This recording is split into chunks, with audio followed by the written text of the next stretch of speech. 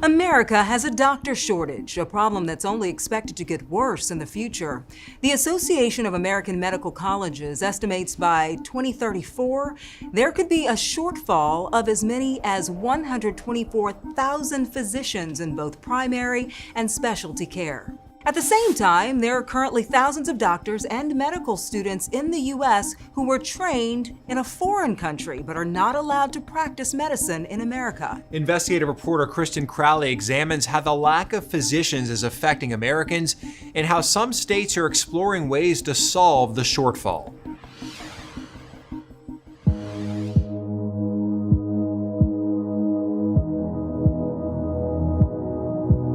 All his life, Bilal Waq knew what he wanted to be. It was a big dream for me to become a doctor and help people.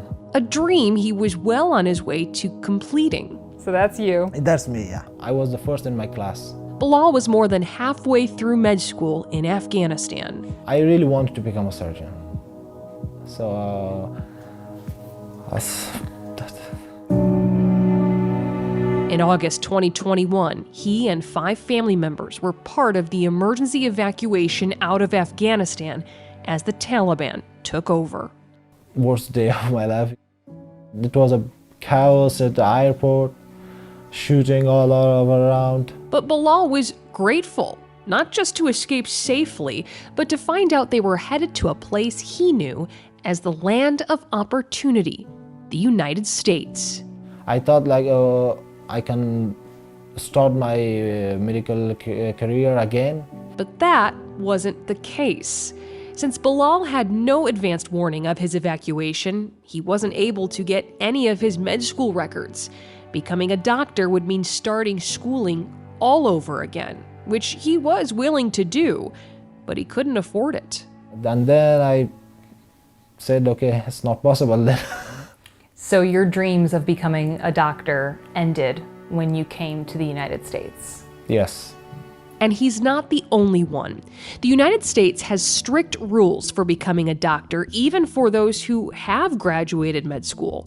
Foreign-trained doctors must complete a U.S. residency training program, which takes 3 years, regardless of their experience. We're talking about experienced physicians, often with many, many years of experience, who are unable to practice here. Why is it so difficult? So it's difficult because the way current law is, there's no real pathway for physicians to practice unless they have to repeat their residency requirement. Amy Grunder works with the MIRA Coalition, which stands for the Massachusetts Immigrant and Refugee Advocacy Coalition. For years, it's advocated for the United States to ease restrictions on foreign-trained doctors. She says repeating the residency requirement not only takes years, but it's expensive and competitive. Grunder says the restrictions are hurting Americans who face longer waits for healthcare due to a doctor shortage. In some cases, there's a wait time for new appointments of as long as 8 months. The Association of American Medical Colleges says by 2034, the U.S. could see a shortage of up to 48,000 primary care physicians and 77,000 non-primary care physicians, which includes surgeons, cardiologists, and emergency physicians. Are there qualified doctors in the United States right now who could help with patients and patient care, but can't because they were trained in a foreign country? Yes, worldwide, we have a doctor shortage. We have a doctor shortage here, for sure. And having these doctors, we're missing out on talent and bringing care to our patients. Dr. Michelle Bolad is part of a program at UCLA for International Medical Graduates, or IMGs. The pre-residency training program helps them navigate the complex steps in becoming a doctor, like completing their U.S. medical license exams and applying for the National Resident Match program. Once graduated, they must work in underserved communities in the state for at least 3 years. Since it began in 2007, 175 people have graduated and become doctors in the U.S. So those 175 graduates, they would not have been able to practice medicine were it not for your program.